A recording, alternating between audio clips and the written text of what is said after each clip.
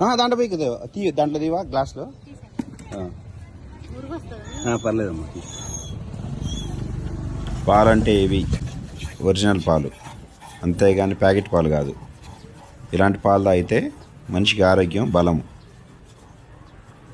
చక్కగా ఇట్లా పాలు పిండించుకొని చక్కగా ఈ పాలతో పెరుగు పెట్టండి, పెరుగు తోడు పెట్టండి. ఎంత అద్భుతంగా ఉంటుందో తినడానికి. ఇలా పాలు తీసుకొని డైరెక్ట్గా పచ్చి పాలైన తాగొచ్చు. చాలా హెల్తీ, మనిషికి ఎంతో బలం అన్నమాట ఇవి.